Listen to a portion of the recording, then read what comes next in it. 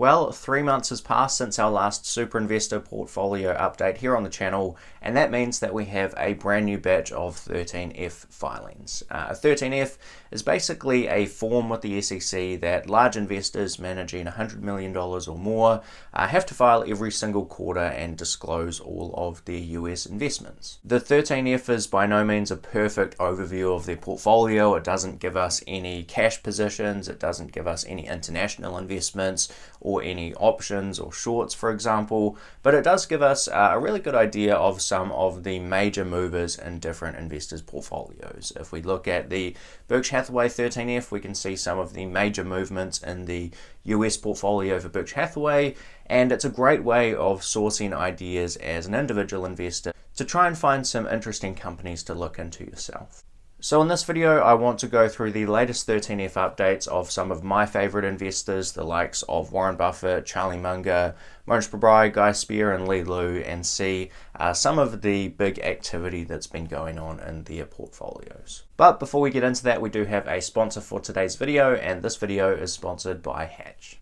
Hatch is the platform that I personally use for all of my US investments for me as a Kiwi based here in New Zealand. And in 2022, Hatch is asking you to think about what your big and small tomorrow goals look like. For me, the goal has always been financial freedom, putting a little away today, with the aim being that I can do the things that I want to do tomorrow. Everyone's tomorrow looks different, whether you want to buy your first home, travel the world, or become financially independent. Reaching your goal starts by taking the first step. That's why I invest with Hatch, to help make those plans a reality.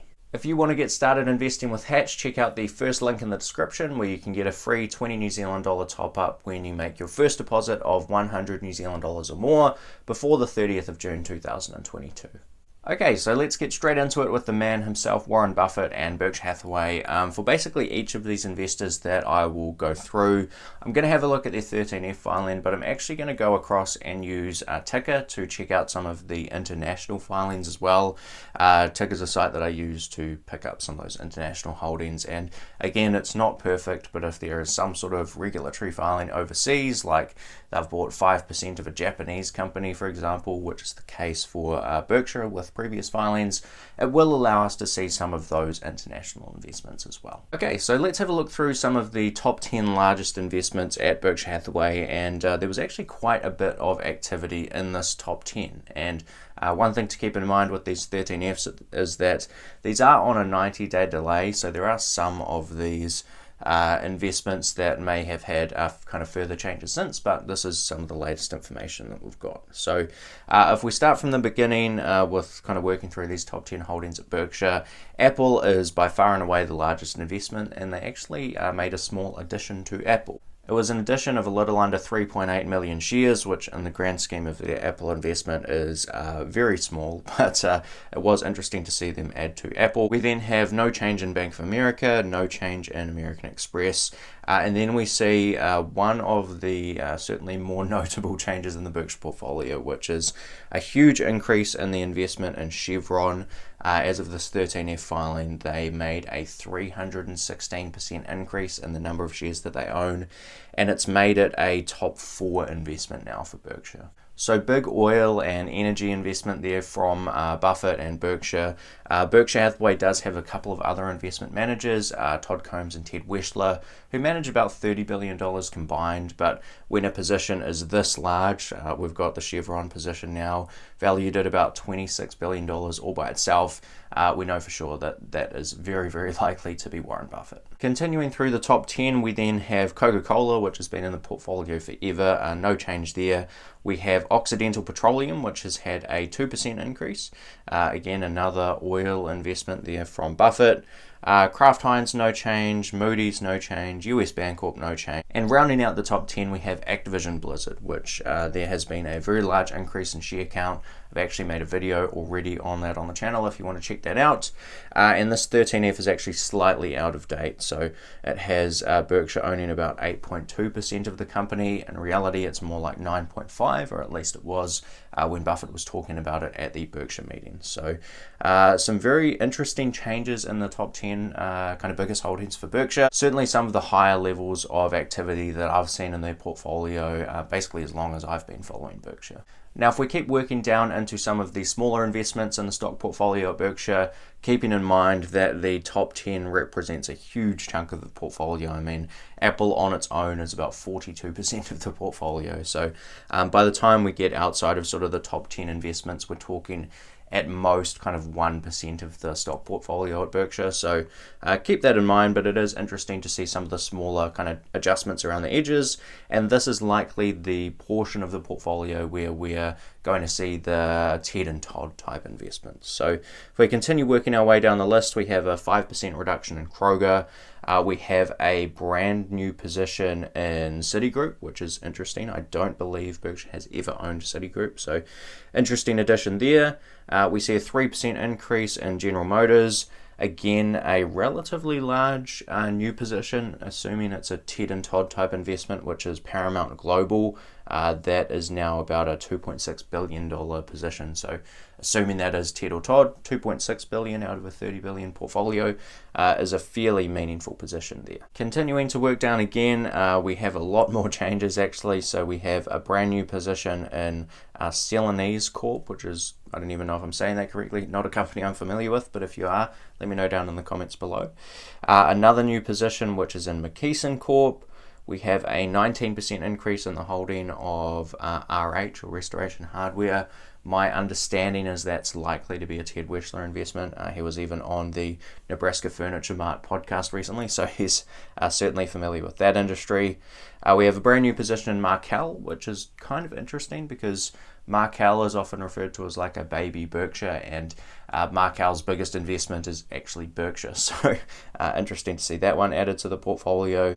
We see Liberty Media Corp Series C, which is actually kind of Formula One, a 260% increase in share count there.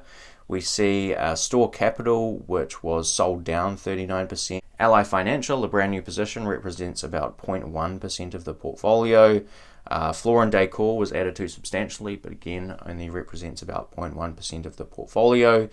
And then we have a couple of very substantial sales. So we see Verizon, which was previously about 2.5% of the portfolio, has been basically entirely sold. So it's down 99% as of this particular 13F. My guess would be that that was Buffett. It was about 2.5% of the overall Berkshire portfolio as of the last filing, which is fairly substantial. It's probably too big to be a Ted and Todd investment. So relatively new position in the portfolio, only been in there a year, maybe two from memory. So interesting to see Buffett turn around and sell that down very substantially.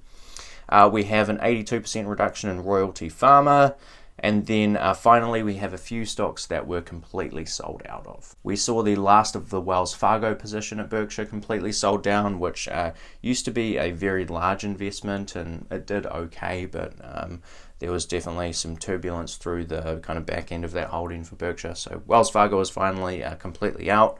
We have Bristol Myers Squibb, which was sold down 100%, and we have AbbVie, which was also sold down 100%. So a lot of US activity there for Berkshire, and lots to dig into with those lists of companies if you're interested. If we jump over to TIKR, which if you want to check out TIKR and get access to these international holdings and everything, there is a link in the description if you want to check that out.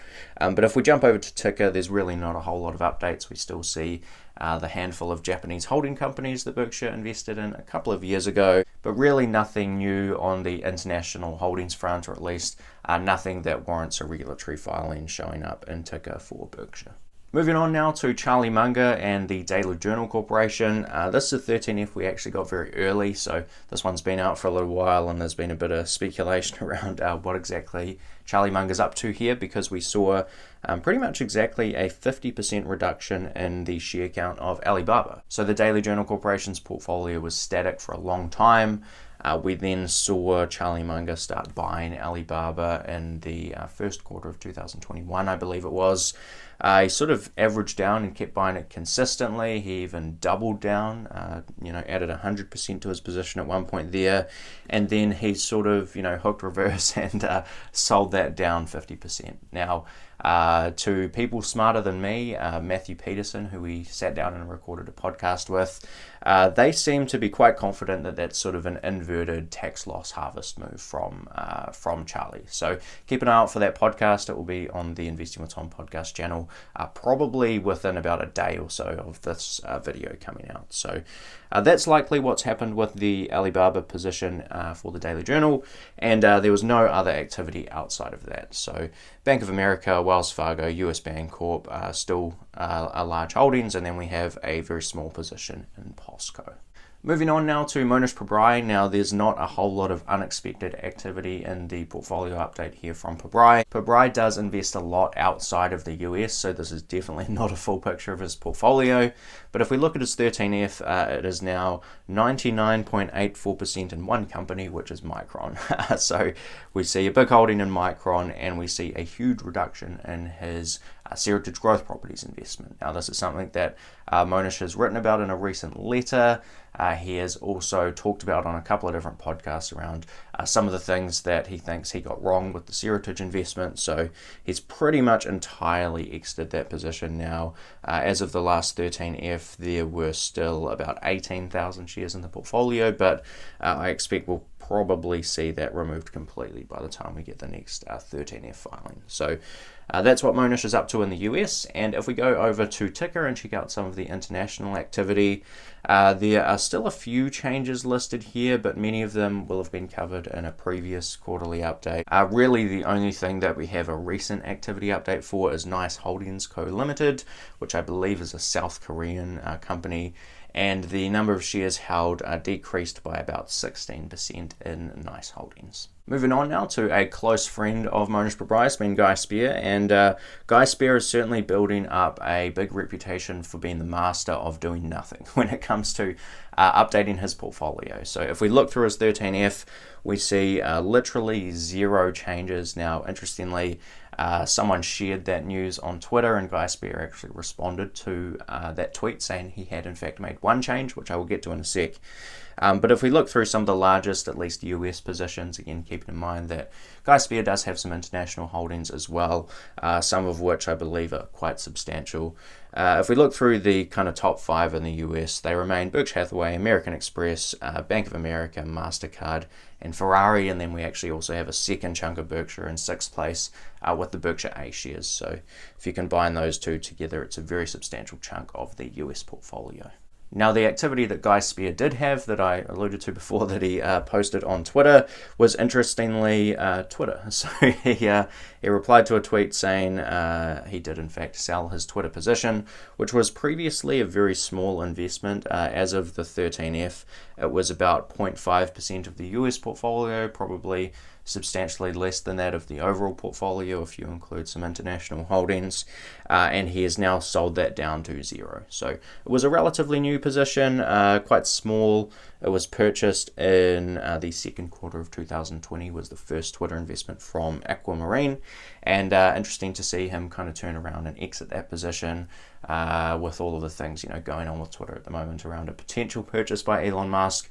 Possibly not a potential purchase now by Elon Musk. We'll have to see what happens there. But that is the latest update from Guy Spier in terms of his 13F. If we jump over to TIKR and look at some international holdings, then we see absolutely no change on that front as well. Still a couple of holdings shown up here, being Indian Energy Exchange and iTech AB, another Indian company. Next on the list, we have Li Lu. It's actually really interesting because basically every investor I've talked about so far, I was in a room with at the Berkshire Hathaway annual meeting recently, which was quite cool.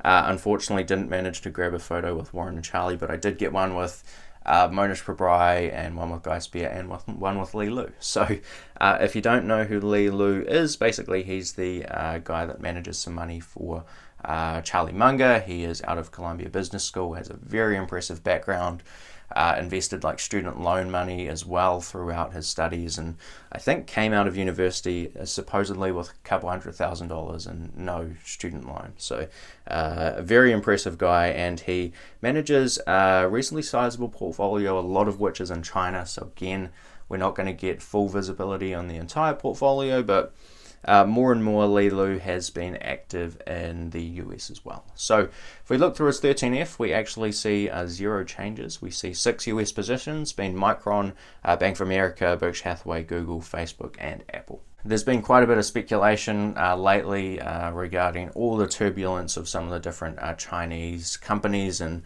people were really interested to see what Li Lu was doing in his portfolio, but we see no Chinese holdings showing up on a 13F like through a ADR format or anything like that, and quite interesting to see him kind of just sitting back and letting the existing other US businesses just do their thing. Again, jumping over to TIKR, we actually only have one non-US holding show up here, which is BYD, and it's a very, very large position for Li Lu's fund. As of the last update, we have it valued at about $2.1 billion, which compares to about $900 million for the Micron investment, so that BYD stake is huge compared to some of his US holdings. The latest trade report, which is sort of the international filing that we get, is from late in 2021, so we don't have a lot of visibility on what Li Lu is doing there, but as of that update in 2021, he'd sold that position down about 13%, but it's still a huge holding in the fund.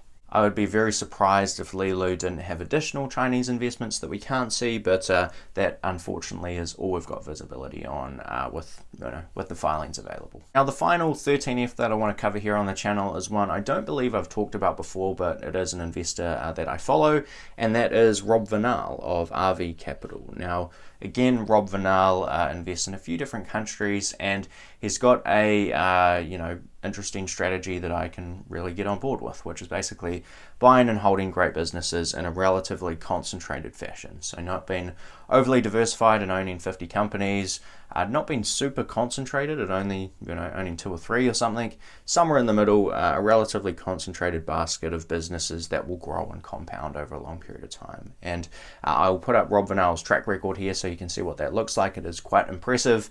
And he's had a very, very rough, I would say, last quarter or last couple of quarters with some of the investments in his portfolio. So I think it's a kind of interesting time to just kind of follow along and see what Rob Vinal does as some of his investments, have come down in price a lot. So if we look through the US portfolio for Rob Vinal, we see Credit Acceptance Corp as the largest position, about a 1% increase in shares there, so not a major change. We see Salesforce with a slight reduction, but again, less than 1%, so very minor change there. The really interesting one from my perspective here is actually Carvana. So it's a reasonably new position for Rob Vinal. He's gone ahead and increased it 272% as of this 13F filing. And it's an idea that he got from Cliff Sosin, who also has a phenomenal track record, but again is having a tough last couple of quarters. And Rob Vinal actually wrote quite extensively about his thesis around investing in Carvana. It's a stock that I believe is now down about 90%. I'll put those exact numbers up on the screen here, but pretty interesting one to follow along with there. Continuing down the portfolio, we have a 9% addition to Wix. We have an 18% reduction in Facebook or Meta, and we have no change at all in Trupanion Inc., which in the grand scheme of the portfolio is quite a small investment, only about 0.3% of the US portfolio. And if we go over to TIKR, we see no international filings and new holdings come up. I know that Rob Vinal does have international investments. He actually has one here in New Zealand, which I believe is Ryman Healthcare. So Rob Vinal's letters are publicly available. If you go to his website, you can register and kind of get access to those if you want more info on some of those investments. But that is what we see as far as the latest 13F update from RV Capital. So those are some of my highlights from the latest 13F season. Let me know down in the comments below what were some of your biggest takeaways, and if there's any other 13F filings that you think I should check out that I haven't covered in this video. Always keen to find new investors to follow who have interesting strategies and interesting investment ideas. And the next video on the channel actually will be an update to the Shameless Cloner portfolio. So that's a series I've been running on the channel for a little while now, basically taking some of the best ideas from these 13F filings, putting them into a hypothetical $100,000 portfolio and just seeing how it goes, basically. So keep an eye out for that video as well. If you want to check out the Hatch offer, that will be the first link in the description, like I say. But that's it from me for this one, and I'll see you in the next video. Cheers.